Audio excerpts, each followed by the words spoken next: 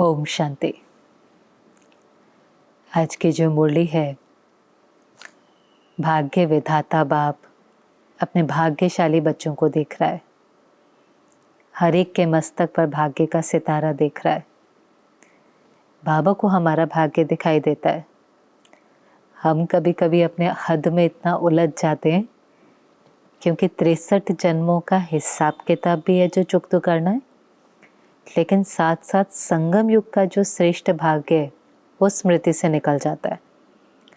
तो संगम युग पर जो प्राप्तियां हुई हैं, जो खजाने भगवान से मिले हैं, क्योंकि हम बच्चे भाग्य विधाता द्वारा जन्मे हुए हैं।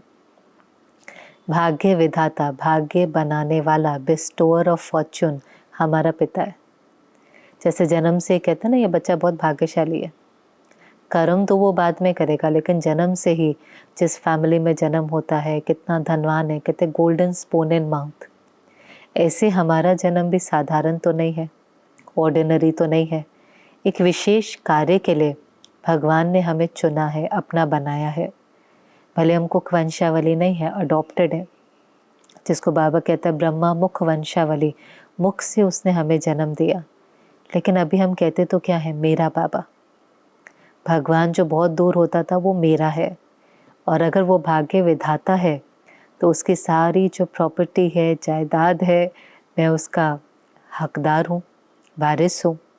बालक सो मालिक। बालक बोला तो सारे वर्षे का मालिक, हकदार हो जाता है। वो अलग बात है कि भक्ति में हम बड़ी अलग अलग चीज़ें भगवान से मांगते थे। बच्चा दे दो, आशीर्वाद दे दो, घर दे दो, ये प्रॉब्लम सॉल्व कर दो। पर अब तो समझ में आ गया कि वो किस चीज़ का सागर है। तो अब जो उससे सर्व प्राप्तियाँ हमें हुई हैं, चाहे वो ज्ञान का खजाना है, खुशी का खजाना है, शक्तियों का खजाना है, परमात्म दुआएं हैं, तो बाबा ने कहा जो इतने खजाने आपको मिले, जो सर्व प्राप्तियाँ आपको हुई हैं, वो याद रहती हैं, उसका नशा रहता है, निश्चय रहता है, वो आपके चेहरे और चलन से दिखाई देती हैं कि पता तो है हम बहुत भाग्यशाली हैं, पर स्मृति नहीं रहती। और सबसे पहला भाग्य क्या है? सबसे पहले भाग्य तो यही है कि दुनिया में कोई भी और नहीं है जिसका बाप, टीचर और सतगुरु एक ही हो। कोई भी नहीं है। लेकिन हम बच्चे इतने भाग्यशाली हैं कि तीनों एक है और तीनों से बहुत प्राप्ति है। अब बाप के रूप में क्या मिलता है? सर्व प्राप्तियाँ। जो इतनी लंबी खजानों की लिस्ट है, जैसे बाबा ने कहा बालक है तो मालिक है, जो भगवान का है सो हमारा है। इसलिए कितने कितने टाइटल हमको मिलते हैं। यहाँ तक कि बाबा तो मास्टर गॉड का भी टाइटल दे देता है। साकार में जानकी दादी कई बार सुनाती थी, बाबा हंस कर कहता था बोलने के लिए, बाबा कहता था बोलो बच्चे, गधे का बच्चा कौन है? तो सब कहते थे गधा।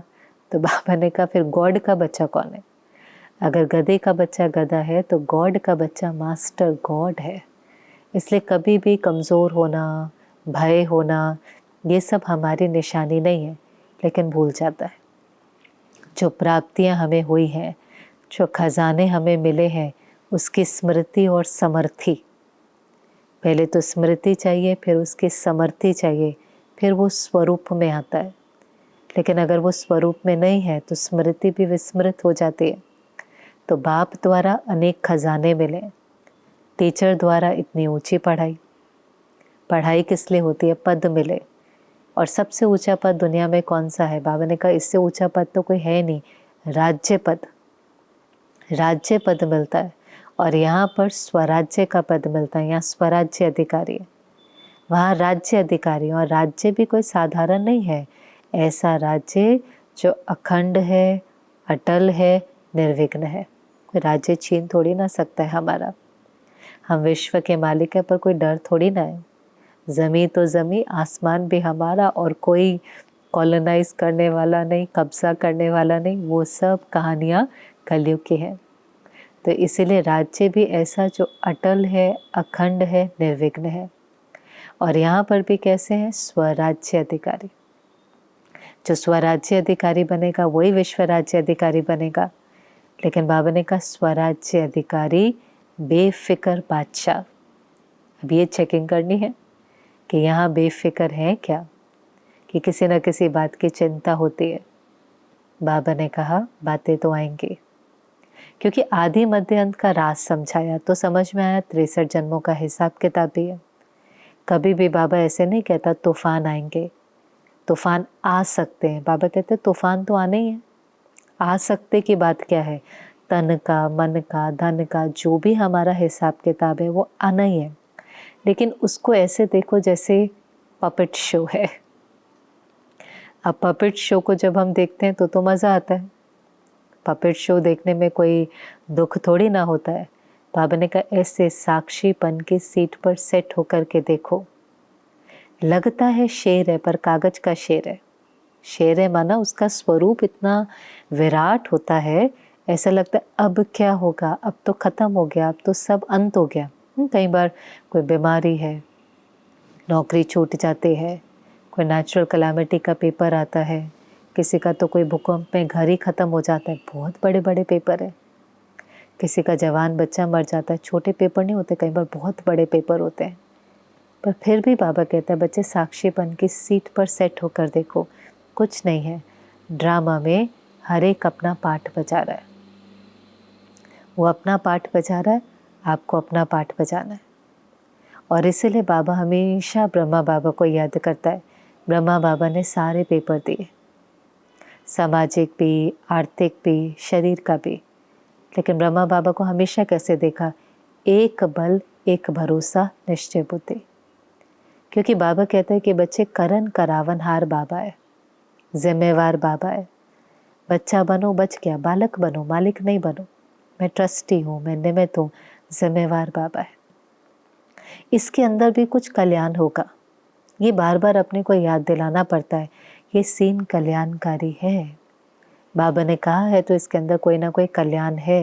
वो कल्याण बाद में तो हमें दिखाई दे जाता है, लेकिन उस समय उस चीज़ को स्वीकार करना कि इसमें कल्याण है और उस सीन को क्वेश्चन नहीं करना। ऐसे क्यों हो रहा है, वो ऐसे क्यों कर रहा है, कब तक चलेगा, ठीक ही नहीं होता। डिवाइन प्लानिंग में सब बहुत एक्यूरेट है, सबका पार्ट बहुत एक्यूरेट है। आज जो हमें तूफान लगता है, कल ही वो हमें तोहफा लगता है। हमें कहते हैं इसने मुझे परिपक्व बनाया, इसने मुझे अनुभवी बनाया, इसने मुझे शक्तिशाली बनाया। और बाबा भी कहते हैं बच्चे हर तूफान आपको और परिपक्व बनाएगा, क्योंकि लक्ष्य पतित से पावन बनने का है, लक्ष्य स्थिर बनने का है। लक्ष्य ये नहीं है कि सब कुछ मेरे अनुसार हो, सब कुछ परफेक्ट हो, वो हो नहीं सकता। अपने साथ बैठ कर के ये बातें करनी पड़ती हैं। हम किसी चीज़ का आह्वान नहीं कर रहे, पर हमें पता है कि जो कुछ हमने अक्वायर किया है उसमें से कुछ भी विनाशी दुनिया की विनाशी चीज़ें कभी भी छूट सकती हैं, कभी भी खो सकते हैं, कभी भी खत्म हो सकते हैं। इसीलिए उन सब के बीच में रहते हुए डिटैच, जो बाबा कहता है साक्षीपन की सीट पर जो सेट होता है वो कभी अपसेट नहीं होता। बेहद का बाप है, बेहद का कार्य है, बेहद की प्लानिंग है, बेहद के पाठ हैं। कभी कभी हम नहीं समझ पाएंगे। बहुत लंबी स्टोरी है, हम आखिरी एपिसोड देख रहे हैं। जैसे कई बार वो टेलीविज़न में भी होता है ना, लंबे लंबे सीरियल बनते थे। जिसने पूरी स्टोरी देखी उसको पता होता है, उसको आखिरी एपिसोड देख करके कोई क्वेश्चन मार्क नहीं उठता। सब परफेक्ट लगता है, सब एक्यूरेट लगता है। कहते हैं ये परफेक्ट एंडिंग है। एंडिंग बहुत अच्छी थी, लेकिन जो सीधा लास्ट एपिसोड देखता है उसको कुछ समझ में नहीं आता। उसको हर चीज़ में क्वेश्चन उठता है, ऐसे क्यों हो रहा है, ऐसे क्यों हो रहा है, ऐसे नहीं होना चाहिए, ऐसे ये भी ड्रामा पूरा होने वाला है, लास्ट सीन है, सब सेटल हो रहा है, ग्रैंड स्केल पर सेटल हो रहा है, हमें समझ ही नहीं आता ऐसे क्यों हो रहा है। पर बाबा ने कहा समझना ही नहीं है, समझना ही नहीं है, अपने को बस कहना है कल्याण है, ड्रामा कल्याणकारी है, बाबा कल्याणकारी है, इसमें मेरा कुछ ना कुछ कल्याण है। ये मुझे अनुभवी, परिपक्व, पावन और अपनी परफेक्ट स्टेज तक ले जाने के निमित्त बनाएगा। बाबा ने कहा और ही आप चैलेंज करो, माया को चैलेंज करो, मैं विजयी हूँ, जो पेपर आना है आ जाए। अब ये कहना तो इजी है, पर जैसे स्कूल में भी किसी बच्चे ने जब पूरी पढ़ाई पढ़ ली होती है तो उसको डर नहीं होता, कहता जैसा पेपर आएगा देखेंगे। और इस जो पेपर सबको हार्ड लगता है उसको इजी लगता है क्योंकि उसने पढ़ लिया है। ऐसे ही बाबा ने कहा आप भी विजयी रत्न हो और ही आप माया को चैलेंज करो, जो भी पेपर आना है आ जाए, हम उसको पास करके दिखाएंगे। क्योंकि बाबा ने कहा देखो बाबा भी तो इतने समय से पढ़ा रहा है, कोई ऐसी बात नहीं है जो बच्चों को समझाई नहीं है। और अब समय जैसे जैसे नज़दीक आता है तो बाबा कहता है देखो 2 जने बार बार बाबा के पास आते हैं और कहते हैं कब तक। उसमें से हमें पता ही है, एक तो प्रकृति, आप प्रकृति बोलो माया बोलो, उसको पता है उसका राज्य पूरा होने वाला है। प्रकृति को पता है कि वो बहुत, बाबा कहते हैं ना, चीखती है चिल्लाती है, हम और सहन नहीं कर सकते, क्योंकि प्रकृति भी तो परमात्मा की रचना है ना। तो प्रकृति की आवाज़ भी उस तक पहुंचती है, दुखी आत्माओं की भी पहुंचती है। माया भी कहती है अभी हमारा राज्य पूरा होने पर है, कब तक ऐसे चलेगा। और दूसरा कौन बाबा के पास आता है? Advance party. वो तो परफेक्ट बन गए, वो वेट कर रहे हैं, मुक्ति के गेट खुलें, जीवन मुक्ति के गेट खुलें। कोई तैयार हो गया हो ना, फिर उसको वेट करना बहुत मुश्किल लगता है। आप देखो घर में भी कहीं जाना हो, एक जना तैयार होकर बैठ जाए, फिर उसको लगता है कब दूसरा कब आएगा, कितना वेट करें, थोड़ा कर लेंगे उसके बाद। ऐसे ही कोई तैयार हो गया है, स्थिति में तैयार हो गया है, परफेक्ट प्योर, घर जाने के लिए तैयार है पुरुषार्थ करके, पर उनको रुकना पड़ रहा है क्योंकि उनके साथ ही तैयार नहीं है। जैसे घर में सब तैयार नहीं होते तो उनको भी रुकना है, तो वो अभी क्या करते हैं, वो बाबा से पूछते हैं। बाबा ने कहा एडवांस पार्टी तैयार है, लेकिन जब तक आपकी स्टेज, जो ब्राह्मण आत्माएं पीछे रहे हुए हैं, उनकी स्टेज एडवांस नहीं होती, तब तक परिवर्तन कैसे होगा। कम से कम 108 तो तैयार हो। आज जो कांस्टेंट लहर थी, 108 तो फरिश्ता बने, 108 का तो अव्यक्त स्वरूप दिखाई दे, खुद से दिखाई दे। बाबा अनाउंस नहीं करेगा, आप बोलेंगे कि तो फरिश्ते लगते हैं। इतने तो तैयार हों। तो सब बाबा के सामने वरिष्ठ बैठे थे। बाबा ने कहा आप बताओ, समाप्ति की डेट फिक्स करो। अब ये वाली जो डेट्स होती हैं संपूर्णता की और समाप्ति की, परफेक्शन की और कंप्लीशन की, कोई कैसे फिक्स करे। तो फिर क्या कह देते हैं बाबा, ड्रामा में तो ऑलरेडी फिक्स्ड है, ड्रामा तो हूबहू रिपीट हो रहा है, ड्रामा में जब होना होगा हो जाएगा। पर बहुत सुंदर बात बाबा ने कही, भले ड्रामा में फिक्स्ड है, लेकिन वो चीज़ को भी अनफोल्ड करने के लिए संकल्प करना पड़ेगा। मन में संकल्प करेंगे तो वो सीन सामने आएंगे। इसीलिए तो कहते हैं ना, सृष्टि की स्थापना भी क्या कहते हैं, संकल्प से हुई। वो समय आता है, संकल्प हुआ, फिर क्रिएशन शुरू हो गई, फिर संकल्प होगा, फिर कंप्लीशन, समाप्ति, विनाश होगा। तो पहले मन में डेट फिक्स करनी पड़ेगी, तो वो जो समाप्ति है वो समीप आएगी। तो बाबा ने कहा वो डेट पहले तो मन में फिक्स करनी पड़ेगी कि नहीं। बिना डेट फिक्स किए कोई कार्य होता नहीं है।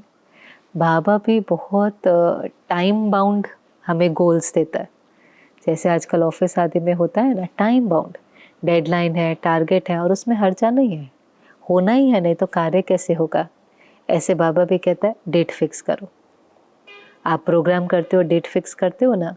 भारत वाले प्रोग्राम करते हैं तो डेट फिक्स करते हैं, विदेश वाले तो 1-1 साल पहले फिक्स कर लेते हैं, 6-6 मास पहले फिक्स कर लेते हैं। डेट फिक्स करते हैं तो वो कार्य हो जाता है, सहज होता है। पहले डेट फिक्स होती है, फिर उसकी प्लानिंग होती है, फिर वो कार्य दिखाई देता है। अगर आप संकल्प ही नहीं करते, फिर डेट फिक्स नहीं करते, फिर प्लानिंग नहीं करते, तो कोई प्रोग्राम हो सकता है। ऐसे ही होता है ना, पहले हमें संकल्प आता है, अच्छा चलो मेगा प्रोग्राम करो, फिर हम डेट फिक्स करते हैं, अच्छा आज से 6 मास बाद फलानी तारीख को फलानी सिटी में करेंगे। फिर हम प्लानिंग करना शुरू करते हैं, उसके लिए ग्राउंड बुक करना है, एडवर्टाइज करना है, गेस्ट को बुलाना है, बहुत प्लानिंग होती है। और फिर प्लानिंग करते करते एक दिन वो चीज़ साकार स्वरूप ले लेती है। अब हम कहेंगे ड्रामा में मेगा प्रोग्राम होना था तो हो गया, वो तो था, लेकिन किसी को संकल्प उठा, किसी ने डेट फिक्स करी, फिर प्लान किया, फिर उसको साकार स्वरूप दिया।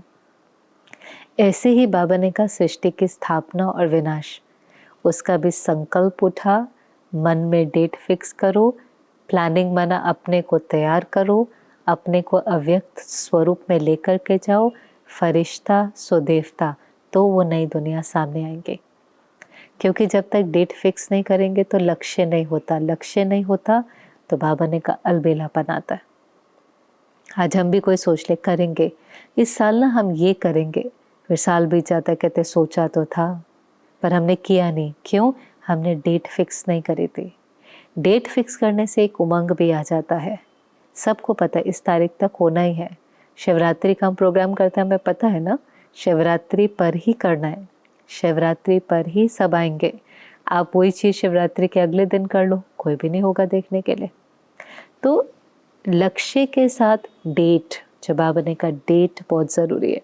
अब वो डेट कैसे फिक्स करेंगे पता नहीं, क्योंकि प्रोग्राम की डेट फिक्स करना बहुत इजी है, लेकिन परफेक्शन की डेट फिक्स करना, समाप्ति की डेट फिक्स करना, पर जो बाबा के सामने बड़े थे, चाहे वो दादियाँ थी, चाहे वो वरिष्ठ भाई थे, चाहे डबल फॉरेनर्स थे, बाबा ने कहा भी ये चीज़ करो। और दूसरा बाबा ने कहा बाबा क्या एडिशन देखना चाहता है। सेवा बहुत कर रहे हैं, वाणी से बहुत सेवा करते हैं, संपर्क में लाते हैं, संदेश देते हैं। ये वो साल हैं जब बहुत मेगा प्रोग्राम्स हुए हैं, लगातार अभी 8-10 मेगा प्रोग्राम हो चुके हैं। लाखों तक संदेश पहुंचाए, भले सब बीके नहीं बने पर लाखों तक संदेश पहुंचाए। तो बाबा ने कहा बहुत अच्छी सेवा करे। बाबा सबके प्लान सुनता है, सबके प्रोग्राम सुनता है, सबकी सफलता देखता है और बहुत खुश है। बहुत बच्चों को इस सेवा के लिए मुबारक भी देता है। पर अब बाबा एक एडिशन देखना चाहता है कि सबके साथ आपके चेहरे और चलन से भी सेवा हो। और कभी कभी जब बड़े प्रोजेक्ट्स होते हैं तो उसमें यही चीज़ रह जाती है, क्योंकि इतना प्रेशर होता है, इतने संस्कारों का कई बार रास करनी होती है पर टकराव हो जाती है, कैसे तैसे प्रोग्राम करना है, डेट है, उतना ज्ञान योग नहीं है, तो उसका इफ़ेक्ट चेहरे पर दिखाई देने लगता है, चलन में दिखाई देता है। वो चेहरा चलन जो फरिश्तों जैसा होना चाहिए, हर एक के प्रति प्यार हो, सम्मान हो, बोल में मीठापन हो, अपनेपन के भासना हो, वो चेहरे और चलन से जो सेवा होती है। बाबा ने कई बार कहा है नगाड़ा बजाने वाले बाहर वाले होंगे, लेकिन फरिश्ता तो आपको बनना है ना। वो फरिश्ता तो नहीं बनेंगे। एक भी आज कोई ऐसी विशेष आत्मा निकल आए और कहे नहीं यही सत्य है, तो अनेकों तक वो मैसेज तो 1 सेकंड में पहुंच जाता है। तो नगाड़ा बजने में तो समय नहीं लगता, वो कोई एक है। पर जो बाबा ने कहा नगाड़ा लास्ट में बजना है, नगाड़ा बजने के बाद तो प्रत्यक्षता हो जाएंगे, लेकिन उन्होंने फरिश्ता नहीं बनना, फरिश्ता हमने बनना है। तो बाबा ने कहा आपके चेहरे और चलन से क्या दिखाई दे, आपके चेहरे और चलन से आपका भाग्य दिखाई दे, त्याग नहीं दिखाई दे, विकार नहीं दिखाई दे, कमी कमज़ोरियाँ नहीं दिखाई दें, लेकिन आपके चेहरे से आपको प्राप्त हुआ जो भाग्य है, भगवान से मिला हुआ भाग्य है, वर्षा है, पढ़ाई है, श्रेष्ठ पद है, ये आपके चेहरे से दिखाई दे। वो समझे यही हमारे इष्ट देव देवियाँ हैं, जिनके मंदिरों में हम दर्शन करने जाते हैं, लाइनों में लगते हैं, ये दर्शनीय मूर्त चैतन्य में हमारे सामने है, ये उनको महसूस हो। चेहरा चलन होता तो मन का दर्पण है, तो जितना मन के अंदर उठने वाला हर संकल्प श्रेष्ठ है, हर एक के प्रति शुभ भावना है, रहम भावना है। यहाँ तक बाबा में कहता है कि बच्चे किसी का हिसाब किताब भी उसके सामने आया ना, आप नहीं ऐसे कह सकते ये इसका हिसाब किताब है, आप नहीं कह सकते अच्छा हुआ इसके साथ ऐसा हुआ, जो किया सो पाया। आपका तो काम है गिरे हुए को उठाना, आपका काम है भगवान इसको भी इतनी शक्ति दे जो ये अपने हिसाब किताब को चुकतू कर सके। तो ब्राह्मण आत्मा का हर संकल्प श्रेष्ठ, भावना में शुभ, रहम की भावना, बहुत अंदर में शांति, शीतलता, शक्तियों से संपन्न, वो फिर धीरे धीरे हमारे चेहरे से चलन से रेडिएट होता है। हम सबका एक ऑरा है, हम सबकी डिविनिटी, प्योरिटी, रूहानियत लोगों को नज़र आती है। ऐसे नहीं हो सकता कि न नज़र आए। वो ऑरा इनविजिबल भी है पर उतना ही विजिबल भी है। उनको इस तरह से नहीं समझ में आता क्या है, पर ये पता चलता है कि अलग है, अल्लाह लोग हैं, बहुत प्योर है, बहुत रॉयल है, बहुत इनोसेंट है। वो वाइब्रेशन उनको फील होता है। मन की शुद्धि भी छिपी नहीं रह सकती और मन का पाप भी छिपा नहीं रह सकता। मन में भी अगर कोई विकारी संकल्प है तो कहाँ छिपता है? लोग कहते हैं इसकी दृष्टि ठीक नहीं है, इसकी वृत्ति ठीक नहीं है, वो भी दिखाई दे जाता है और रूहानियत, प्योरिटी और डिविनिटी भी दिखाई देती है। जितनी प्योरिटी बढ़ती जाएंगी बाहर डिविनिटी दिखाई देगी। डिविनिटी कुछ नहीं है, अंदर की प्योरिटी है। संकल्प में शुद्ध, फीलिंग में शुद्ध, दृष्टि में शुद्ध, वृत्ति में शुद्ध, बाहर वो रूहानियत, वो प्योरिटी दिखाई देंगी। हमारे संपर्क में कोई आएगा, हमारे ऑरा में कोई आएगा, उसको दिल हो जाएंगे कि मुझे बदलना है। उसको शक्ति मिलेगी अपने दाग निकालने की। बाबा ने कहा जैसे ब्रह्मा बाबा था, ब्रह्मा बाबा को देखते थे, किसी किसी को कृष्ण दिखाई देता था। और कितना ही उन दिनों में ये खेल चला। देखने ब्रह्मा बाबा को आते थे, मिलने आते थे, कहते थे कोर्स के बाद। बाबा कई बार साधारण काम कर रहा होता था, कई बार अनाज साफ कर रहा होता था, किसी को विष्णु का साक्षात्कार, किसी को कृष्ण का साक्षात्कार घर में से ही शुरू हो गया था। जो बाबा की वाइफ थी यशोदा, थोड़े समय के बाद उसने कहा अपनी बहू को, ब्रजेंद्रा दादी जो थी, कि बेटी आप बाबा को खाना दिया करो, पता नहीं मुझे क्या हो रहा है, मैं बाबा को देखती हूँ तो अभी बाबा दिखाई देता है, फिर श्री कृष्ण दिखाई देता है। ये एक बहुत पाठ चला था उस समय पर। तो उसने कहा मम्मी यह आपके साथ ही नहीं हो रहा, ये मेरे साथ भी होता है। मैं बाबा को देखती हूँ तो एक पल बाबा दिखाई देता है, अगले पल श्री कृष्ण दिखाई देता है। बाबा ने कहा आदि में जब आप सेवाएं करने के लिए गए थे तो भी तो कितनों को साक्षात्कार होते थे। माना जब हमारी दादियाँ भी सेवा पर निकली थी, कोई लखनऊ गई, कोई मेरठ गई, कोई कहीं गई, कोई कहीं गई, तो भी लोग कहते थे पहाड़ों से देवियाँ आई हैं। ब्रह्मा कुमारी सेंटर था नहीं, ब्रह्मा कुमारी नाम था नहीं, श्वेत वस्त्र धारण करी हुई देवियाँ आई हैं, उनको देखने से ही अच्छा लगता है। तो उस समय भी अगर कोई भाषण आदि होता था तो कई लोग उस समय पर भी उनको साक्षात्कार होता था।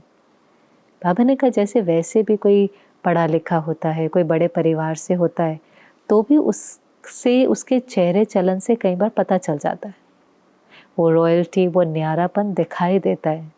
ऐसे सिर्फ सुनाओ नहीं, वाणी से बहुत सेवा करी, संपर्क में बहुतों को लाया और बहुत अच्छा किया, बाबा ने बहुत मुबारक दी उसके। लेकिन बाबा ने कहा अभी उसके साथ अव्यक्त रूप दिखाई दे, फरिश्ता स्वरूप दिखाई दे, उसकी भी डेट फिक्स करो। कम से कम 108 तो तैयार हो। और फिर बाबा ने कहा बाबा अनाउंस नहीं करेगा, आपको पता चल जाएगा, आप देख करके कहेंगे कि ये तो फरिश्ता है। क्योंकि समय बहुत तेजी से जा रहा है और समय हमारी रचना है। रचना फास्ट हो जाए और रचता स्लो हो जाए। अभी तो ऐसा ही हो रहा है ना, रचना तो फास्ट जा रही है, विनाश की सभी तैयारियां हो रही हैं। फिर लास्ट में बाबा कई बार कहता है पश्चाताप रह जाएगा। और ज़्यादा उनको होता है जिनको सब कुछ पता था, पता ही नहीं था। कहते ignorance is not a crime, पता ही नहीं था। लेकिन पता था मेरे पास ये समय है, भगवान मिला था, भाग्य का भंडारा बांट रहा था, समय था उसकी याद से विक्रम विनाश करने का, समय था सेवा करके पुण्य जमा करने का, नहीं किया। माया के आकर्षण में, पुरानी दुनिया के आकर्षण में, हदों में अपना समय वेस्ट कर दिया। समय के साथ भी एक हिसाब किताब होता है। हमें अपना पल पल सफल करना चाहिए। उसके बाद जहाँ तक पहुँचेंगे ठीक है, लेकिन रिग्रेट नहीं होना चाहिए। रिग्रेट नहीं होना चाहिए। जैसे कई बार होता है ना, हाँ हम तो बाबा के ही हैं, बाबा हमारा ही है, पर ये कर लें, नहीं। प्रायोरिटी योगी जीवन प्रायोरिटी है। करना सब कुछ है, लेकिन मुरली है, अमृत वेला है, सेवा के लिए समय है, खुद से भोजन बनाना, सात्विक भोजन स्वीकार करना, उसके लिए नहीं हम कह सकते समय नहीं है। भगवान ने जो श्रीमत दी है, मर्यादाएं दी हैं, उसके बंधन में बांधकर, क्योंकि लक्ष्य मनुष्य से देवता बनना है। लक्ष्य 21 जन्मों की कमाई है, 21 जन्मों का भाग्य है, 21 जन्मों का खजाना है। उसको छोड़ करके भाई पैसे की कमाई के पीछे थोड़ी ना जाएंगे।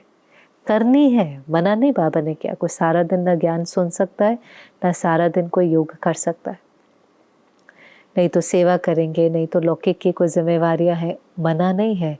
पर जो बाबा ने जीवन शैली दी, दिनचर्या दी, जो बाबा ने नियम मर्यादाएं दी, उसके लिए नहीं कह सकते समय नहीं है। पिछले दिन मुरली में आया था ना, 6 घंटे भी पैदल करना पड़े तो सेंटर पर जाना चाहिए। और उन दिनों में ऐसा ही था। आप जगदीश भाई की कहानियाँ सुनो, कितने बजे उठते थे, साइकिल पर जाते थे, कब जाकर पहुँचते थे। कई माताएं होती थी बैलगाड़ी पर बैठ कर के जाती थी, या वो एक तो कोई कोई कहानी ऐसी भी, सब्जी का रेड़ा होता था उसके ऊपर बैठ कर के जाती थी। पता नहीं, वो अलग ही समय था, एक अलग ही धुन, एक अलग ही नशा। बस भगवान मिल गया, पतित से पावन बना रहा है, मुक्ति जीवन मुक्ति। क्योंकि पहले तो लक्ष्य यही होता था ना, मुक्ति चाहिए। बाकी सब इतना लक्ष्य नहीं होता था। लक्ष्य ये होता था कि कुछ ऐसा करें, दान पुण्य करें, पूजा पाठ करें, भक्ति करें कि हम ये जो मनुष्य योनि का जन्म मिला है इसमें मुक्ति मोक्ष को प्राप्त कर लें। बहुत इसको सीरियसली लेते थे। फिर धीरे धीरे धीरे धीरे अल्पकाल का सुख, क्षण भंगुर वाला सुख इतना बढ़ गया कि वो जो जीवन जीने का लक्ष्य है वो फिर पीछे चला जाता है। तो ये बाबा ने विशेष जो अंडरलाइन कराया कि चेहरे और चलन से सेवा करो। फिर तो बाबा के सामने डबल फॉरेनर्स थे। किसी ने पूछा था कमेंट में, डबल फॉरेनर किसको कहते हैं? तो ये भी कुछ शब्द हैं हम बाहर कभी नहीं सुनते, ये तो बाबा के कॉइन के हुए शब्द हैं। डबल फॉरेनर बाबा क्यों कहता है? क्योंकि हम सभी फॉरेनर हैं, क्योंकि हम सब परम धाम निवासी हैं, नीचे सृष्टि पर पाठ बजाने आते हैं। तो भारत में भी अगर हम रहते हैं तो भी फॉरेनर हैं, क्योंकि घर तो हमारा परम धाम है। और जो विदेशी हैं, फॉरेनर्स हैं, वो भारत से भी बाहर रहते हैं और भारत में आकर के बाबा से मिलन बना रहे हैं, तो बाबा उनको डबल फॉरेनर कहता है, क्योंकि परम धाम घर और फिर अपना विदेश का घर छोड़ करके आए हैं। तो डबल विदेशियों को भी बाबा ने यही कहा कि आप डेट फिक्स करो, आप सबको भी फरिश्ता बनना है, चेहरे से दिखाई देगा। बाबा कहते जवाब बहुत अच्छा देते हैं। अभी बाबा पूछेगा ना कौन बनेगा, तो कहेंगे बाबा हम ही बनेंगे और कौन बनेगा। खुश कर देते हैं हिम्मत का हाथ उठाकर। लेकिन लक्ष्य और लक्षण समान, लक्ष्य और लक्षण समान होगा, डेट को फिक्स करेंगे तो ही समय को समीप ला पाएंगे। नए भी बाबा के सामने बैठे थे। बाबा ने कहा नए भी जो हैं वो भी last so fast so first जा सकते हैं। बाबा का ये वरदान है। ऐसा नहीं कोई कह सकता कि मैं लास्ट आया तो नहीं जा सकता। लास्ट वालों को कई बेनिफिट है, शुरू वालों को कोई बेनिफिट था। साकार की पालना मिली, साकार में बाबा था। लेकिन लास्ट वालों को जो एडवांटेज है, कंप्लीट क्लैरिटी है, ज्ञान की कंप्लीट क्लैरिटी है। आप बहुत जल्दी ज्ञान को समझकर, और सबके पास ज्ञान की क्लैरिटी भी है और अनुभव की अथॉरिटी भी है, तो बहुत जल्दी हम स्पीड पकड़ सकते हैं। शुरू में जो बाबा कहता था चींटी की स्पीड थी, समझ ही नहीं थी, क्लैरिटी नहीं थी। जो मम्मा कई बार एग्जाम्पल देती थी ना, आपको एक ही जगह पर पहुंचना है। कोई चल कर आ रहा है, कोई साइकिल से आ रहा है, कोई स्कूटर से आ रहा है, कोई गाड़ी से आ रहा है, डिस्टेंस सेम है लेकिन व्हीकल अलग अलग है, तो नेचुरली गाड़ी वाला जल्दी पहुंचेगा और जो चल कर आ रहा है उसको ज़्यादा समय लगेगा। तो शुरू में जो चाल थी वो चींटी की थी, मंजिल सबकी सेम है। लेकिन अभी ज्ञान और योग है ना हमारा व्हीकल। हम किससे उड़ान भरते हैं, हमारे पंख कौन से हैं? ज्ञान और योग। तो ज्ञान की तो कितनी क्लैरिटी है, कितने कम समय में हमें सारी चीज़ें समझ में आ जाती हैं। कितने हमारे पास एग्जाम्पल हैं, अनुभवी मूर्त हैं। हम उन्हों का सपोर्ट लेकर, उन्हों की दुआएं लेकर के चाहें तो बहुत कम समय में फास्ट जा सकते हैं। अगर कोई ठान ले, और फिर बाबा कहते हैं हिम्मत आपकी, मदद बाप की, बस करना शुरू कर दो। पहले तो कोई करना भी चाहे तो सेंटर इतनी दूर दूर, पूरी सिटी में एक सेंटर। अभी तो आपको एक क्लिक पर सब कुछ मिल जाता है। एक शब्द डालो तो उससे रिलेटेड सारी बाबा की जो अव्यक्त मूल्याँ चली होंगी वो सामने आ जाती हैं। कितनी हमारे पास गोये क्लासेस हैं, एक स्थान पर बैठे सबका लाभ ले सकते हैं, सबका। टेक्नोलॉजी ने वो चीज़ तो हमारे लिए सहज करी है। और फिर बाबा तो कह ही रहा है कि बाबा वरदान दे रहा है, वरदान है, last so fast so first जा सकता है अगर मेहनत करे, हिम्मत रखे, लक्ष्य सामने रखे, बिल्कुल समय वेस्ट नहीं करे। तो बाबा ने नयों को भी वरदान दिया कि टू लेट के बोर्ड लगने से पहले आ गए, बाबा मुबारक देता है, लेकिन अब वरदान दे रहा है, जीते रहो, ब्राह्मण जीवन में जीते रहो, क्योंकि ब्राह्मण जीवन में बचपन के दिन भी आते हैं, फिर माया के साथ युद्ध भी शुरू होती है, फिर ऐसा भी समय आता है युद्ध पूरी हो जाती है, मौज के दिन आते हैं, तीन सुख के दिन आते हैं, तो सब कुछ होता है बिल्कुल जैसे एक लाइफ में कैसे बचपन के दिन बहुत अच्छे होते हैं, फिर थोड़ा स्ट्रगल का पीरियड होता है, फिर लोग एक बार स्ट्रगल करके सेट हो जाते हैं, फिर उनकी मौज की जीवन होती है। ऐसे ही बचपन के दिन तो हमारे भी बहुत अच्छे होते हैं, फिर थोड़ा स्ट्रगल का पीरियड, कमी को निकालो, कमज़ोरी को निकालो, पुरुषार्थ का ध्यान दो, योग पर अटेंशन दो, फिर वो सब नेचुरल हो जाता है, फिर बातें हैं लेकिन प्रभाव नहीं पड़ता। आप सर्व प्राप्तियों के नशे में, अतीन्द्रिय सुखों के झूलों में झूलते हैं। इसलिए तो दादियाँ कई बार कहती थी हमें तो पता ही नहीं चला, हम नए नए आते थे, हम कहते कैसे नहीं पता चला, माया का जब तूफान लगता है, माया का गुस्सा लगता है, कितना दुख होता है, कैसे नहीं पता चला। पर वो अपने स्ट्रगल से निकल गए थे।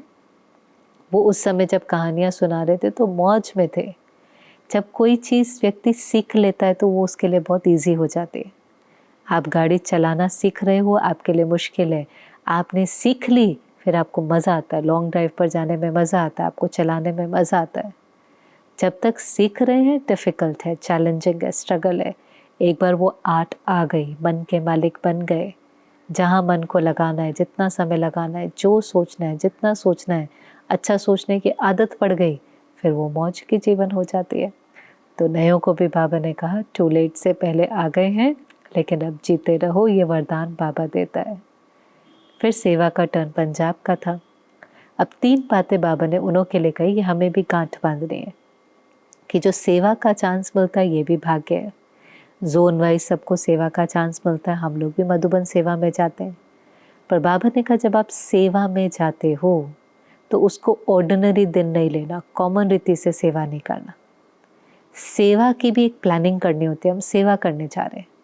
तो 3 बातें बाबा ने कहा, पहला आपको चांस मिलता है समीप आने का, बड़ों के समीप आने का, महारथियों के समीप आने का, मधुबन में आने का, आपको स्नेह और समीपता मिलती है। कितना श्रेष्ठ भाग्य, ब्राह्मण परिवार मिलता है, हम वहाँ मधुबन में आकर के सेवा करते हैं, तो उस स्नेह और समीपता को महसूस करें। चाहे वो आपके डिपार्टमेंट हेड हैं, चाहे वो मधुबन में रहने वाले वरिष्ठ हैं, भाग्य हमारा, इतने दिन हमें उस परिवार के इतना समीप रहने को मिलता है। दूसरा बाबा ने कहा सेवा, अगर आप सेवा को बाबा की याद में करते हो तो बहुत पुण्य का खाता जमा हो जाता है। पल पल पल, आप 8 दिन के लिए गए, 15 दिन के लिए गए, पर आपने हर कर्म बाबा की याद में किया, सिर्फ कर्म नहीं किया। सेवा में हम जाते, किसी की सब्जी की सेवा होती है, रोटी की सेवा होती है, चाय बनाने की होती है, हम काम कर सकते हैं, पर हमने याद में किया, हमने याद में किया तो वो पुण्य का खाता जमा हो जाता है। इसलिए पहले भी मंदिरों में जाते थे, जो भोग बना रहे होते थे मुंह पे पट्टा बांध लेते थे, भगवान के लिए फूलों का हार भी बना रहे होते थे, पर कहते थे वो जमा तभी होगा कि अगर पल पल उसकी स्मृति में हमने वो हार बनाया, हमने भोजन बनाया, नहीं तो जमा नहीं होगा। तो भले हम सेवा करें, हम लिफ्ट की ही सेवा कर सकते हैं, हम कोई भी सेवा से फ़र्क नहीं पड़ता, सेवा कैसे की उससे फ़र्क पड़ता है। स्थिति से जमा होता है, सेवा से हम कहते हैं सेवा से जमा होता है, लेकिन वो सेवा में अगर स्थिति नहीं थी, हम डिस्टर्ब थे, हमने किसी को डिस्टर्ब किया, हम वहाँ पर भी थोड़ा पर चिंतन कर रहे थे, औरों की कमियाँ देख रहे थे, भारी हो रहे थे, समय पर नहीं पहुँचे, अपनी ड्यूटी ठीक से नहीं निभाई, जिम्मेवार नहीं थे या कुछ भी, तो हमने देने के बजाय और ही उस वायुमंडल को भी खराब किया और अपना हिसाब किताब बनाया। भगवान के घर में बैठकर आप सेवा में जाएं, बहुत अटेंशन दें। भिन्न भिन्न आत्माएं होंगी, भिन्न भिन्न जगह से आई हैं, भिन्न भिन्न संस्कार हैं, भिन्न भिन्न बातें। हम इसलिए थोड़ी ना मधुबन सेवा के लिए गए थे, हम तो बाबा की याद में पल पल सेवा करने गए थे कि हमारा पुण्य का खाता जमा हो, और तीसरा बाबा ने कहा इसी से आपका याद का चार्ट बहुत बढ़ जाएगा, याद में बहुत प्रोग्रेस होगी, क्योंकि इजी होता है ना, अपने लौकिक घर में डिफ़िकल्ट होता है, पर मधुबन में बाबा का भंडारा है, बाबा के लिए भोजन बना रहे हैं, झाड़ू भी लगा रहे होंगे तो कहाँ लगा रहे, बाबा के घर में लगा रहे, तो वो बाबा बाबा बाबा की स्मृति सहज होती है और उससे याद के चार्ट में बहुत प्रोग्रेस हो जाती है। जो बहुत सालों में नहीं कटा होता ना, वो सेवा के दिनों में कट जाता है अगर एक्यूरेटली किया, क्योंकि याद से विकर्म विनाश होते हैं। अगर सेवा के समय भी हमारा याद का चार्ट बढ़ गया, और कहीं तो हमने देखे बहुत अच्छी प्लानिंग करते हैं, सेवा में जाते हैं, समझो उनकी 4 घंटा सुबह सेवा है, 2 घंटा शाम को सेवा है, बाकी समय उसको भट्टी का बनाते हैं। जहाँ भी सेवा के लिए जाएंगे पहले से प्लानिंग होती है कि बचे हुए समय में हमें बाबा के कमरे में इतने इतने घंटे योग करके आना है। तो जहाँ सेवा के लिए रहे हैं लेकिन कमाई भी करके आना है। तो 3 बातें जो बाबा ने कही, एक आपको चांस मिलता है परिवार के समीप आने का, उनका स्नेह मिलता है, उनकी दुआएं मिलती हैं। दूसरा, वो सेवा अगर पल पल बाबा की याद में किया तो पुण्य जमा होता है। और तीसरा, एक बहुत अच्छा तरीका है अपने याद के चार्ट को बढ़ाने का, प्रोग्रेस करने का, और याद से बहुत विकर्म विनाश हो जाते हैं। कभी कभी सेवा करके लोग वापस आते हैं, कहते हैं हमारा कुछ कटा, हमें महसूस हुआ हमारा पुराना कुछ कटा। सेवा में बहुत दुआएं मिलती हैं, हमारे सिर पर बहुत बोझा है। अगर आपको सेवा का चांस मिलता है, आप बहुत भाग्यशाली हैं, लेकिन उसको ऑर्डिनरी रीति नहीं ले, उसको कॉमन रीति नहीं ले। हो सकता है कुछ पुराना, कुछ मोटा, कुछ बंधन कट जाए, क्योंकि भगवान के घर में बैठकर सेवा कर रहे हैं। फिर 2 विंग वाले थे, एक महिला विंग, एक ग्राम विकास विंग। तो सबको बाबा ने इस बार तो यही इशारा दिया, महिला विंग में ज़्यादा टीचर्स होते हैं। तो बाबा ने कहा तब विंग के प्रोग्राम में क्या होता था, मिलन भी होता था, और उन्हीं दिनों में जो विंग के मेंबर्स होते थे वो मिल करके कोई ना कोई प्रोग्राम की प्लानिंग करते थे कि हम साल भर में क्या करेंगे। तो हर मिलन में 3-4 विंग वाले आते थे, उनके अलग कमरे में प्लानिंग चलती थी, मीटिंग होती थी, और कई बार क्या प्लान बनाया, क्या थीम फाइनल करी, वो बाबा को सुनाते थे। बाबा भी कितने घंटों घंटों तक मिलता था रात को। पहले मुरली चलती थी, फिर नयों से मिलना, डबल विदेशियों से मिलना, एक एक विंग से मिलना, विशिष्ट व्यक्तियों से मिलना, बहुत लंबा मिलन चलता था। तो महिला विंग में क्योंकि ज़्यादा बहनें थी, तो बाबा ने कहा देखो सेवा और मेवा दोनों मिला। सेवा के लिए आए थे, प्लानिंग के लिए आए थे, वो भी करी, और साथ साथ बाबा मिलन का चांस मिला, परिवार से मिलन का चांस मिला, तो सेवा और मेवा दोनों मिला। लेकिन अब एक ऐसा ग्रुप तैयार करो कि जो किसी शक्ति को ले, उस शक्ति को प्रैक्टिकल में अपने अंदर धारण करे और वो चेहरे और चलन से दिखाई दे। बाबा ने कहा हर ग्रुप ये प्लानिंग करे कि पहले हम करके दिखाएं, प्रत्यक्ष में करके दिखाएं, प्रैक्टिकल में करके दिखाएं, क्योंकि प्रोफेशनल्स की सेवा है ना विंग्स के द्वारा, उनको तो प्रूफ चाहिए। तो ऐसा ग्रुप हो जिसके अंदर सहनशीलता दिखाई दे, उसके अंदर मधुरता दिखाई दे, उसमें निर्माणता दिखाई दे आपके चेहरे और चलन से वो अव्यक्त रूप, फरिश्ता रूप दिखाई दे। बाबा ने कहा इसकी प्लानिंग करो आपस में। और ग्राम विकास वाले थे, उन्होंने भी अपना प्लान बाबा को सुनाया कि क्या क्या अगले साल की क्या थीम है। ऐसी प्लानिंग कर रहे हैं कि किसी न किसी गांव को व्यसन मुक्त करेंगे, स्वच्छ रखेंगे। हम लोग कितनी और प्रकार की मेहनत भी करते हैं, योग तो करते हैं, पर ये भी कितना करते हैं। तो बाबा ने कहा देखो ये वैसे गवर्नमेंट का काम है, पर हम उनको सहयोग देते हैं, तो इसका भी बुलेटिन आदि बनाकर, डिटेल में नहीं लेकिन बुलेटिन उन तक ज़रूर पहुँचे। और इसीलिए इन प्रकार की सेवाओं का भी रिकॉर्ड बनाते हैं, चाहे वो इंटरनेशनल डे ऑफ योगा हो, स्वच्छ भारत अभियान हो, क्योंकि हम सब इन सामाजिक सेवाओं में भी सहयोग देते हैं। और गवर्नमेंट को पहले होता है ये दिखाई देता है, उनको हम योग कर रहे हैं और अंदर स्वच्छ बन रहे हैं और इससे स्वर्ग बनेगा, वो इतना दिखाई नहीं देता। लेकिन आपने कितनों को व्यसन से मुक्त किया, आपने कितना स्वच्छ रखा, आपने कौन सा स्टेशन मेंटेन किया, ये जो सामाजिक कार्य होते हैं उससे उनको लगता है कि अच्छा, फिर हम उनको सहयोग देते हैं, वो भी हमें सहयोग देते हैं, क्योंकि सहयोग से शक्ति से ही कार्य होता है। सहयोग की शक्ति से ही गोवर्धन पर्वत उठा।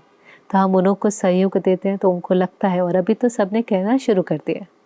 अभी जब मिनिस्टर्स आते हैं तो कहते हैं कि ये सिर्फ एक स्पिरिचुअल ऑर्गेनाइजेशन नहीं है, लेकिन सोशो स्पिरिचुअल सोशल वर्क, जो सोसाइटी के समाज के जो मुद्दे हैं उन्हों के ऊपर भी अटेंशन देती है, समाज को एम्पावर करती है। चाहे एडिक्शन से उनको फ्री करा रही है, चाहे ट्रांसपोर्ट विंग वाले कम से कम एक्सीडेंट हो, चाहे हर विंग वाले अपनी रीति से कोशिश करते हैं कि जो सामाजिक समस्याएं हैं, सोशल प्रॉब्लम है, क्योंकि उसका बीज भी है तो विकारी। अगर आप विकारों के ऊपर मेहनत करेंगे तो वो परिवर्तन भी दिखाई देगा।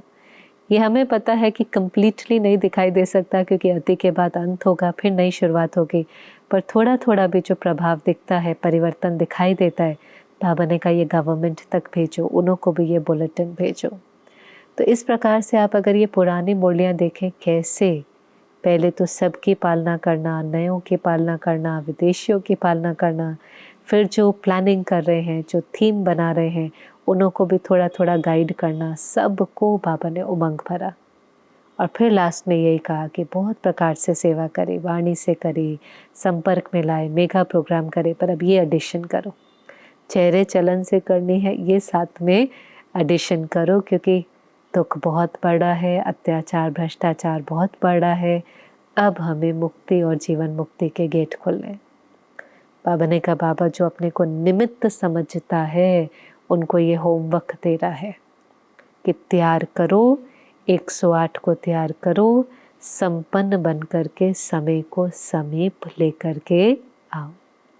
तो हम भी बाबा से वायदा करते हैं कि बाबा बाहर तो जो सेवाएं करनी है करेंगे, लेकिन अंदर भी अपने को इतना स्वच्छ बनाएंगे कि हम अपने चेहरे और चलन से सेवा कर सकें।